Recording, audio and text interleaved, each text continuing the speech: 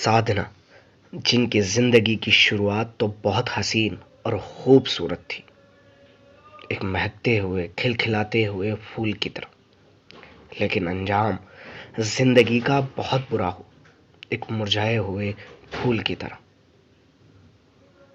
बचपन से ही इन्हें एक्टिंग का शौक था। माथा जरा चौड़ा था। साधना जी का जन्म 2 सितंबर 1941 में हुआ। एक सिंधी परिवार में जन्मी साधना अपने माँ बाप की इकलौती बेटी थी, इसलिए माँ बाप ने उन्हें बहुत ही लाड प्यार से पाला था। उनके पिता ने उनका नाम साधना इसलिए रखा क्योंकि साधना बोस उनकी फेवरेट एक्टर हुआ करती थी। साधना जब बड़ी हो रही थी उसी दौरान हिंदुस्तान का बंटवारा हुआ और इसके बाद वो कराची से मुंबई आ गई। क्योंकि साधना जी बचपन से ही एक्टिंग करना चाहती थी, तो उनके पिता ने फिल्म इंडस्ट्री में उनके लिए कोशिश की और वो 1955 की फिल्म श्री 420 के एक गाने में नजर आई। गाने का नाम था ईचक दाना बीचक दाना। ये रोल इतना छोटा था कि साधना पर किसी की नज़र नहीं पड़ी। सिर्फ 15 साल की उम्र में उन्होंने कॉलेज के ड्रामा में हिस्सा लेना शुरू कर दिया था। इनका टैलेंट ज़्यादा दिन तक नहीं छिपा। एक प्रोड्यूसर की नज़र इन पर पड़ी और इन्हें ₹1 का टोकन अमाउंट देकर एक सिंधी फिल्म अबाना के लिए साइन किया गया और यहाँ पर किस्मत ने एक अलग ही खेल खेला। अबाना फिल्म के प्रमोशन के दौरान उनकी फोटो एक मैगजीन में छपी और तब उस जमाने के बड़े प्रोड्यूसर शशिधर मुखर्जी की नज़र इस तस्वीर पर पड़ी। मुखर्जी जी इन्हें फिल्मालिया एक्टिंग स्कूल ले गए और अपने बेटे जॉय मुखर्जी के साथ फिल्म लव इन शिमला में इन्हें लॉन्च किया, जिसे डायरेक्टर किया था R.K. नैयर ने। यह फिल्म सुपरहिट साबित हुई और फिर साधना ने कभी पलटकर नहीं देखा। चाहे बिमल रॉय के साथ आई फिल्म परख हो, देवानंद के साथ आई फिल्म हम दोनों हो या फिर राजेंद्र कुमार के साथ आई फिल्म मेरे महबूब हो, हर फिल्म में साधना ने अपनी एक्टिंग से कमाल कर दिया था। राज खोसला के साथ इनकी जोड़ी खूब जमी। फिल्म वो कौन थी को भला कौन भूल सकता है। उस फिल्म के सारे गाने हिट हुए। मदन मोहन साहब का संगीत, लता जी की आवाज और राजा मेहंदी अली खान साहब के बोल और साधना जी का अभिनय, सब कुछ कमाल था। यह किस्सा भी मशहूर रहा कि जब फिल्म मेरे महबूब इन्हें ऑफर की गई तब साधना जी ने इस फिल्म में काम करने से इनकार कर दिया था और उस जमाने के मशहूर डायरेक्टर ऋषिकेश मुखर्जी से कहा कि समझ नहीं आता कि ये फिल्म मेरे महबूब क्यों साइन करूं। ऋषिकेश मुखर्जी ने उनसे पूछा कि फिल्म का हीरो कौन है। उन्होंने कहा राजेंद्र कुमार और तब ऋषि दा ने कहा कि साधना तुम इस फिल्म को जरूर साइन करो क्योंकि राजेंद्र कुमार हमेशा अच्छे स्क्रिप्ट ही चुनते हैं और ये फिल्म भी बड़ी कामयाब हुई। ठीक वैसा ही हुआ। साधना ने मल्टी स्टार फिल्म वक्त में भी साथ काम किया था। इसी बीच इन्हें थायराइड हो गया और वो इलाज करवाने अमेरिका चली गई। सबको लगा कि अब साधना कभी लौट कर नहीं आएंगी। उन्होंने फिल्म इंडस्ट्री को अलविदा कह दिया, लेकिन वो वापस आई और वापस आकर उन्होंने इंतकाम लिया, यानी फिल्म इंतकाम में काम किया। ये फिल्म सुपरहिट साबित हुई। इसी के साथ आई फिल्म एक फूल और दो माली और गीता मेरा नाम। इन दोनों फिल्मों ने बॉक्स ऑफिस पर खूब कमाई की और फिर इसके बाद साधना जी फिल्मों से धीरे धीरे दूर हो गई।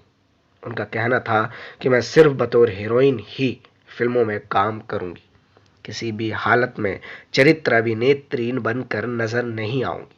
हर हीरो के साथ इनकी जोड़ी खूब हिट रही, चाहे वो शम्मी कपूर हो, संजय खान हो, देवानंद या राजेंद्र कुमार या फिर सुनील दत्त हो। गौर करने की बात यह है कि एक्ट्रेस बबीता इनके रिश्तेदार हैं। करीना कपूर और करिश्मा कपूर भी इनके रिश्तेदार ही हैं। साधना पहली बार राज कपूर की फिल्म श्री 420 में बतौर एक कोरस सिंगर नजर आई थी। फिल्म के सेट पर राज कपूर से उनकी छोटी सी बात पर अनबन हो गई थी और इसके बाद से साधना राज कपूर से नफरत करने लगी। शूटिंग के दौरान साधना अपने हेयर स्टाइल पर काफी ध्यान देती थी और यह बात राज कपूर को पसंद नहीं थी। उन्होंने साधना को मना किया, लेकिन वो नहीं मानी। इस पर राज कपूर को गुस्सा आ गया और राज कपूर ने गुस्से में साधना से कहा वो एक्टिंग छोड़कर शादी कर ले और घर बसा ले। ये सुनकर साधना गुस्से से सेट छोड़कर चली गई। हालांकि बाद में दोनों ने दूल्हा दुल्हन में साथ काम किया। 60 और 70 के दशक में जहां साधना के दीवानों की कोई कमी नहीं थी, वहीं साधना का दिल अपनी ही फिल्मों के डायरेक्टर R.K. नैयर पर आ गया था और बाद में साधना ने नैयर जी से ही शादी की।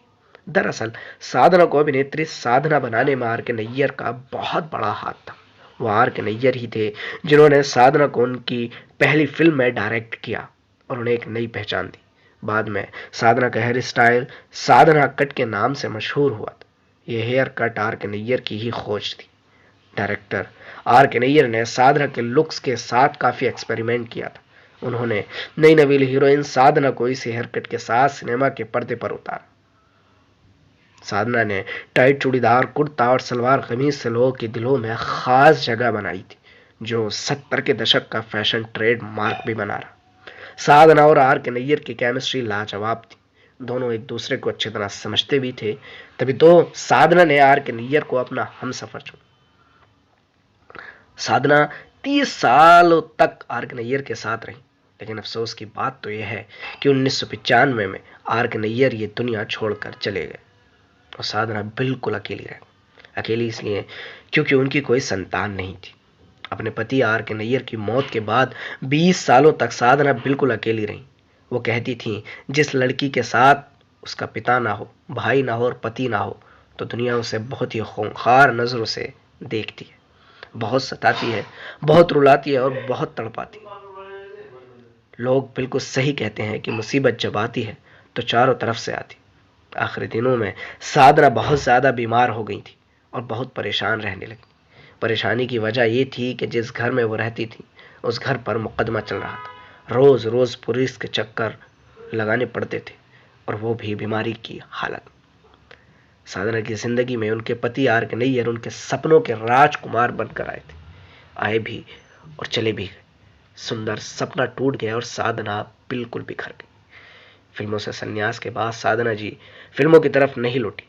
हालांकि इनकी इच्छा बतौर डायरेक्टर या प्रोड्यूसर फिल्मों से जुड़ने की थी। यकीनन साधना जी का अभिनय, इनकी मुस्कुराहट, इनके जज्बाती सीन, इनका डांस, सब कुछ शानदार रहा। भारतीय सिनेमा के इतिहास में साधना जी जैसा ना कोई थी और ना ही कोई होगी। 20 दिसंबर साल 2015 में साधना ये दुनिया छोड़कर चली गई और फिल्म गुलशन का एक महकता हुआ फूल, खिलखिलाता हुआ फूल मुरझा गया। लेकिन वो आज भी अपने चाहने वालों के दिलों में जिंदा है और हमेशा रहेंगी।